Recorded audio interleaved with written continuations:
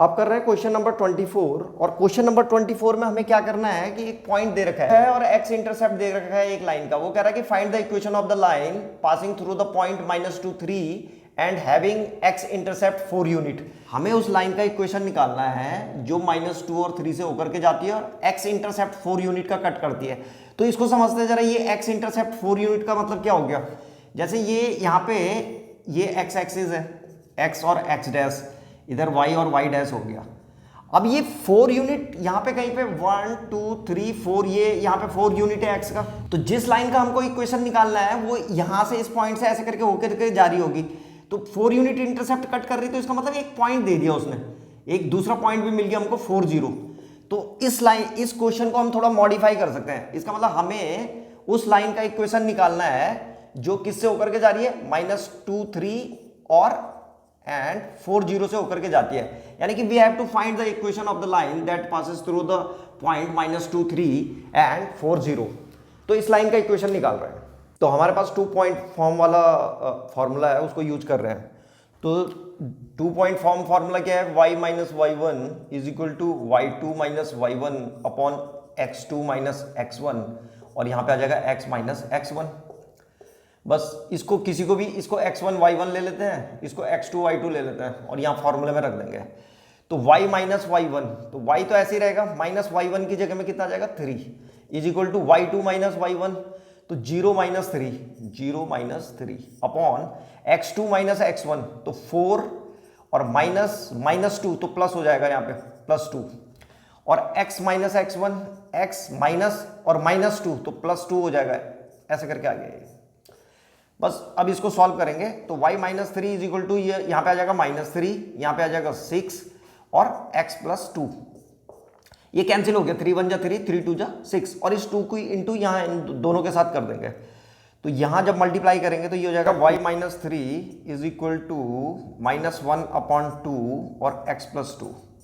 अब इस 2 की मल्टीप्लाई यहाँ कर देंगे तो ये हो जाएगा 2y - 6 इज इक्वल टू -1 और x + 2। अब जो हमारे पास इक्वेशन आ रहा है वो आ रहा है 2y - 6 इज इक्वल टू, यहाँ अंदर मल्टीप्लाई हो जाएगी तो ये हो जाएगा -x और -2। अब इसे x को इधर भेज दो तो ये कितना हो जाएगा, प्लस का हो जाएगा यहाँ आके, तो x + 2y, और इस 6 को इधर भेज देंगे -6 को, तो प्लस का 6 हो जाएगा, तो -2 + 6, तो ये आ जाएगा x + 2y is equal to 4। तुम चाहो तो इस इक्वेशन को ऐसे भी लिख सकते हो, x + 2y और -4 इज इक्वल टू 0। तो ये उस लाइन का इक्वेशन है जो इस पॉइंट से होकर के जाती है -2 3 से, और x एक्सिस पे जो है 4 यूनिट का इंटरसेप्ट कट करती है। तो ये था क्वेश्चन नंबर 24।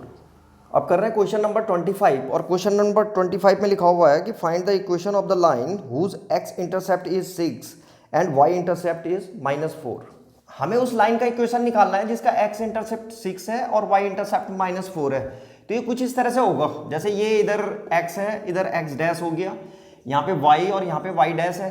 तो सबसे पहले जो x = 6 होगा, ये पॉजिटिव है तो इधर होगा कहीं पे 1 2 3 4 5 6, यहाँ पे एक पॉइंट तो ये हो गया। ये लाइन x, ये x एक्सिस को यहाँ पे कट कर रही है, इसका मतलब इस पॉइंट पे।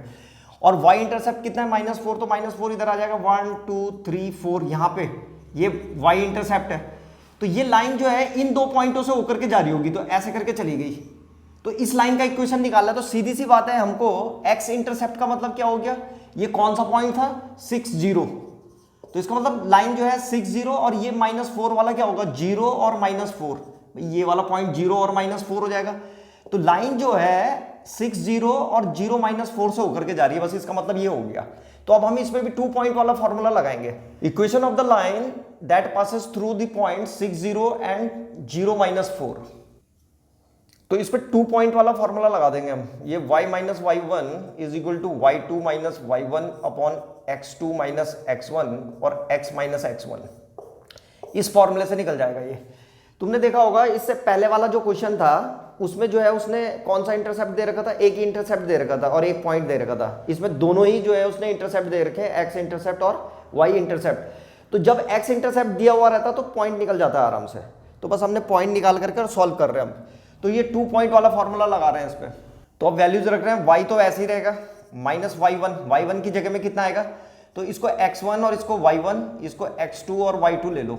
अगर हम यहाँ देखें डायग्राम में अपने, तो यहाँ पे इसको x1 y1 ले लिया हमने और इसको x2 y2 ले लिया, तो बस यहाँ पे रख देंगे अब। तो y माइनस y1 की जगह में कितना आ जाएगा 0 is equal to y2 minus y1, तो y2 है -4 और -0, y1 की जगह में 0 है। x2 माइनस x1 0 माइनस 6, तो 0 माइनस 6। ऐसे यहाँ पे x माइनस x1, तो माइनस x1 जो है 6 है हमारे पास, तो ये आ गया, वैल्यूज रख दी है हमने।